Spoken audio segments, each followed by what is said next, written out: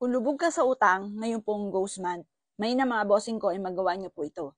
Pumunta ka sa kusina at kumuha ka po ng asin. Ang asin mga bossing ko ay marahan niyo pong ipapahid sa inyo pong palad. Mainam po mga bossing ko, habang ito'y pinapahid po ninyo, buksan ang gripo at hugasan ang inyo pong kamay. Maaaring marami po mga negatibo sa ating pong kamay kung bakit ikaw po ay napakaraming problema pinagdadaanan, lalo na pagdating sa usapin ng kaperahan. Maaaring kahit gaano kalaki ang dumarating sa inyong pera, ay dumadaan lang ito sa inyong pong mga kamay.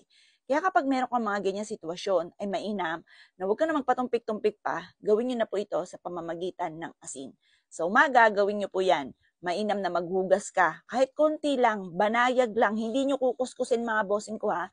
Banayag lang ang pagpupunas ng asin at ito po ay padaluyin yung gripo para ma-wash out ko naman ang mga negatibo sa ating pong palad. Ganun din pag halimbawa mga bossing ko, piling ninyo, parang nakadikit na sa inyo ang kamalasan na parang ang tagal na ng inyong pagsasakripisyo. Ngayon, kumuha ka ng ganitong asin, pumasok ka sa CR, maligo ka po muna, maligo muna, pinakapinale, bahagyan nyo pong pahira ng asin. Konti lamang at hindi kuskus, banayag lang ang pagpupunas. Or kaya po, maglagay ka ng kapranggot na asin, santimban tubig, at ito po yung inyo pong ipaligo. Konting-konti lamang para maalis kung ano man ang mga negatibo na kumapit sa inyo pong katawan mga bossing. May na mga bossing ko yung ugaliin din po natin ang maglagay ng kapranggot na asin at isang maliit na butil ng bawang sa ating pong bulsa. Kahit saan tayo magtungo, mga bossing ko, ay ito'y magbibigay sa inyo ng swerte. Pwede rin naman lalo na sa mga halimbawa, nagpunta kang ospital, nagpunta ka po sa abandonadong building, nagpunta ka sa kagubatan, nagpunta ka sa sementeryo, or kaya meron kang dinalaw na mahal mo sa buhay na yumao, yung mga ganon, magdadala ka niyan. At ang gagawin po ninyo, sa bulsa po ninyo, bago ka umuwi ng inyong puntahanan, syempre, ikaw muna ay magpapagpag sa labas at doon nyo na rin ipagpag yung asin at bawang na inyo pong dinala. Huwag na huwag nyo po yung kakalimutan. Kung ikaw ay pupunta sa ospital, dapat meron kang ganyan sa bulsa po ninyo.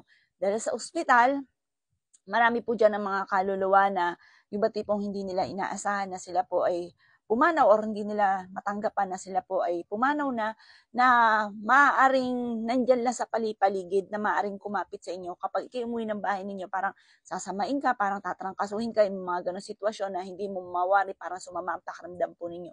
Mainam meron kayong ganyan. Pero bago ka umuwi ng bahay, ipapagpag nyo muna yung bulsa po ninyo na may asin at itapon ang bawang sa kalsada para naligaw po siya at hindi po sumama po sa inyo sa loob ng inyong tahanan. Kasi minsan, kada laging ganyan ang ginagawa po natin, tayo po. Pero kung ikaw nagtatrabaho sa ospital, magdala ka na sa isang ziplock para hindi ka laging nagtatapon. Isang ziplock, yun ang lagi mo nang dadalhin kung ikaw ay nagtatrabaho. Pero kung hindi ka naman nagtatrabaho po dyan, ganon ang gagawin po ninyo. Ilalaglag nyo na po siya bago ka pumasok ng inyong tahanan. Malayo-layo pa lang, ipagpag nyo na po at itapon nyo na yung bawang po ninyo para kayo ay hindi minamalas, lalo na ngayong ghost month. O siya mga boss, kung naniwala ka sa mga ganitong pamamaraan, good luck po sa inyo po lahat.